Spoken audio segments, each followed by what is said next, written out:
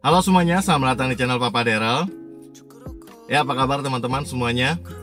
Hari ini gue mau buat konten Q&A ya, jadi konten tanya jawab gitu ya. Dan kebetulan juga udah ada pertanyaan di kolom komentar yang menurut gue gitu ya, itu cukup menarik kalau kita bahas kayak gitu teman-teman. Jadi nanti ada 2 pertanyaan yang akan gue coba jawab gitu ya. Dan nanti kita coba bisa diskusikan di kolom komentar. Nah, kalau misalkan teman-teman juga ada pendapat-pendapat lain tentang pertanyaan tersebut, seperti itu. Tapi sebelumnya gue mau ngucapin minal aidin wal faizin, mohon maaf lahir dan batin. Semoga belum terlambat ya teman-teman ya, karena masih di bulan Lebaran ini. Gak apa-apa lah ya, telat-telat ya. Lebih baik telat daripada tidak sama sekali kayak gitu. Oke? Untuk itu tetap stay tune di channel Papa Daryl. Pertanyaan yang pertama nih. Oke, pertanyaan pertama udah kejawab ya. Oke, pertanyaan kedua.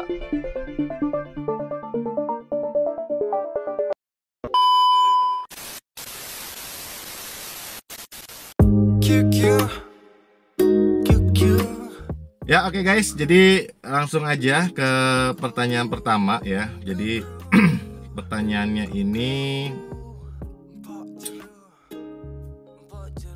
seputar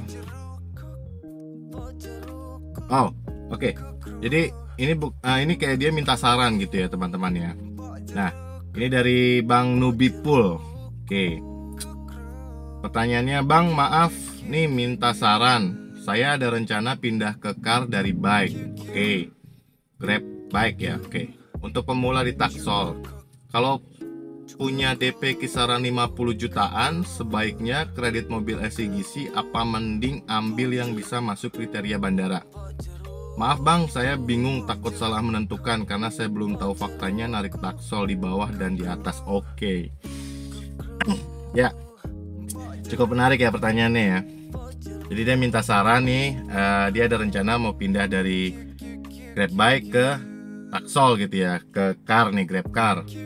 Jadi dia katanya punya uang DP kisaran 50 jutaan. Sebaiknya kredit mobil SCGC apa mending yang bisa masuk kriteria bandara? Nah, dia belum ada pengalaman. Oke, gini Bang Nubipul ya. Yang pertama itu kalau misalkan abang belum ada sama sekali pengalaman di dunia taksi online ya. Jadi kalau menurut gua baiknya tuh abang itu nggak usah buru-buru untuk kredit mobil ya bang ya, karena kalau udah kredit mobil itu kan kita udah punya tanggung jawab nih yang harus nanti kita bayarkan gitu ya tiap bulan, dan itu menyangkut nama baik kita juga gitu kan di perbankan gitu. Jadi kalau misalkan tujuannya memang beli mobil itu untuk usaha jadi driver taksi online, itu boleh aja sih kalau sebelumnya abang udah punya pengalaman. Tapi kalau kayak abang gini, kalau menurut saya abang lebih baik cari sewaan mobil dulu bang gitu ya. Jadi cari sewaan mobil, karena sekarang banyak banget gitu ya vendor-vendor yang menyediakan penyewaan mobil gitu. Jadi misalkan yang pertama, kalau dari Grab sendiri itu kan abang bisa langsung datang ke kantor TPI itu, kantor pusatnya yang ada di Cinere kalau nggak salah gitu ya. Atau nanti abang ketika mau pindah, proses pindah dari car dari bike ke car, dari motor ke mobil lah ya, ribet banget sih. Jadi kalau dari abang proses pindah itu, abang bisa langsung tanya-tanya ke adminnya, nanti pasti diarahkan untuk coba ambil sewaan di Cinere, di TPI ya, kantornya di Cinere itu bang. Terus yang kedua, kalau misalkan abang mau coba langsung atmosfernya di bandara juga bisa bang, kalau mau nyari penyewaan mobil. Kebetulan di 107 juga menyediakan nih. Nah abang nanti bisa lihat linknya di atas nih, di atas. Nanti saya kasih linknya itu, nanti abang bisa lihat proses apa aja yang harus disiapkan kalau misalkan abang mau nyewa di PT 107. Jadi mobilnya itu yang menyediakan tuh dari 107 bang. Itu kalau nggak salah unitnya Suzuki R3 Matic lagi bang, itu kan. Itu ada biaya pendaftarannya, terus ada biaya sewa hariannya juga kayak gitu. Jadi kalau menurut gua mending abang cari mobil sewaan dulu untuk cari pengalaman dulu nih bang. Jadi cari pengalaman dulu di taksi online sekitar 3-6 bulan ke depan kayak gitu. Kalau misalkan tiba-tiba abang langsung kredit DP mobil, terus abang cobain langsung gitu kan, takutnya nggak maksimal gitu kan, karena belum ada pengalaman itu. Jadi cari pengalaman dulu gitu kan.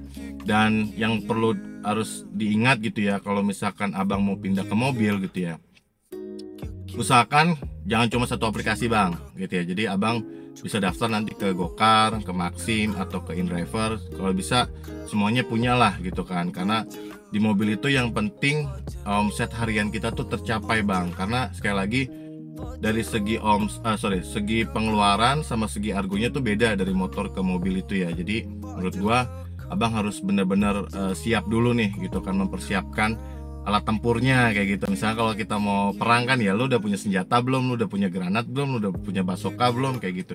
Nah begitupun kita nih.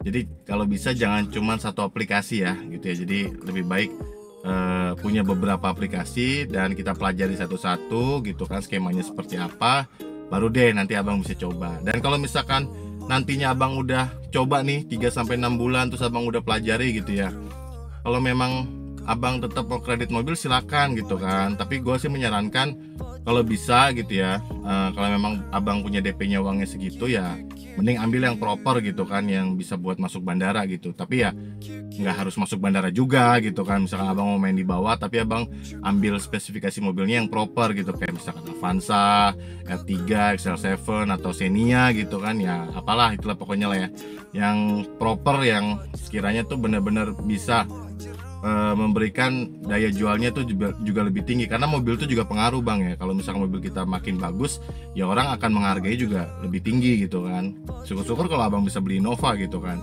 Jadi abang bisa masuk ke Gokar Lux gitu kan, atau Gokar Bandara juga bisa gitu kan, pakai mobil pribadi kayak gitu bang Nobipul ya.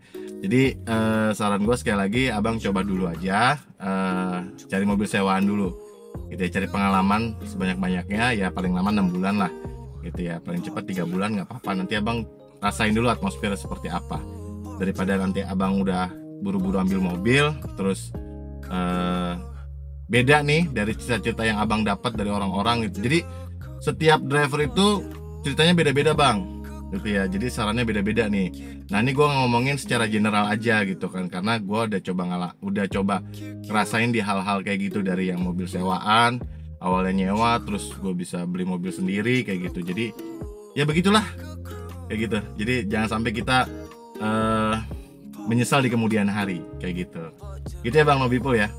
Semoga terjawab.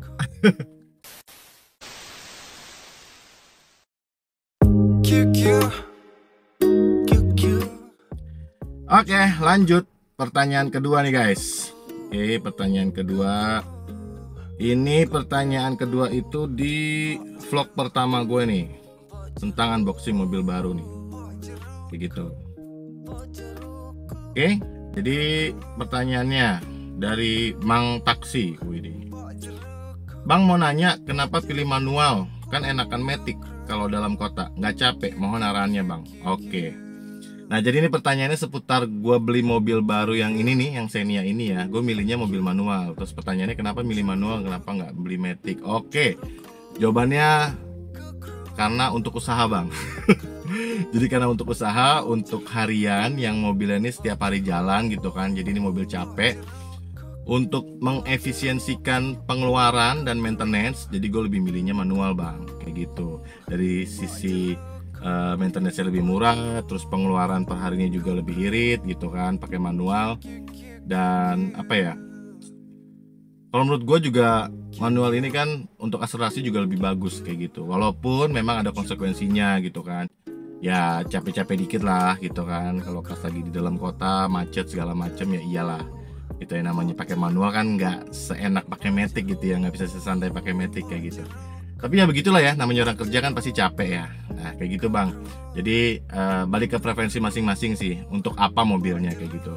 Kalau mungkin nanti gua ada rencana mau beli mobil baru lagi, yang jelas itu mobil untuk pribadi ya, itu pasti gue beli matic bang. Karena mobil itu pasti akan jarang keluar lah ibaratnya, paling seminggu sekali atau sebulan sekali.